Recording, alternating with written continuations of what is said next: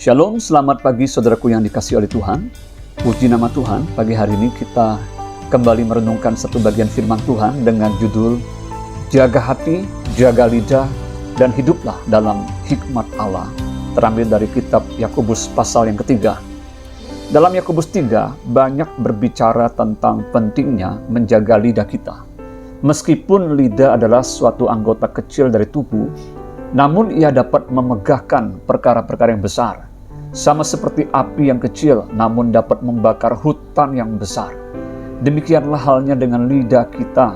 Bila tidak dikuasai, akan menimbulkan berbagai bencana yang besar di dalam hidup manusia. Misalnya, gara-gara lidah orang saling bunuh-membunuh. Gara-gara lidah terjadi perceraian di dalam sebuah pernikahan. Gara-gara lidah terjadi kerusuhan dan lain sebagainya.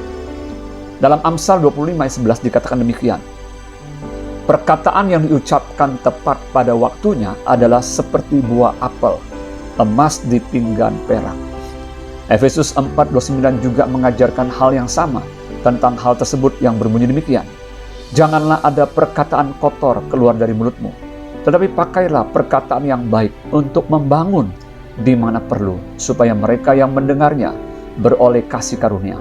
Kedua ayat tersebut mengajarkan kepada kita untuk arif di dalam menggunakan lidah kita dalam hal apa yang kita ucapkan. Janganlah asbun, asal bunyi, di mana perkataan itu ternyata tidak benar, dusta, melemahkan, dan bukan memberikan penguatan. Jaga perkataan kita agar jangan sampai membawa perselisihan dan pertengkaran, tetapi hendaklah perkataan kita itu penuh kasih dan tidak hambar. Seperti yang dikatakan di dalam Kolose 4 ayat 6. Hendaklah kata-katamu senantiasa penuh kasih, jangan hambar, sehingga kamu tahu bagaimana kamu harus memberi jawab kepada setiap orang. Saudara, di dalam Amsal 4, 23-24 berbunyi demikian. Jagalah hatimu dengan segala kewaspadaan, karena dari situlah terpancar kehidupan. Buanglah mulut serong daripadamu, dan jauhkanlah bibir yang dolak-dalik daripadamu. Saudara, ayat tersebut memberikan kepada kita sebuah pengajaran bahwa apa yang kita ucapkan sangat berhubungan dengan kondisi hati kita. Hal itu juga diajarkan oleh Tuhan Yesus dalam Lukas 6 ayat 45 yang berkata demikian. Orang yang baik mengeluarkan barang yang baik dari perbendaharaan hatinya yang baik, dan orang yang jahat mengeluarkan barang yang jahat dari perbendaharaannya yang jahat.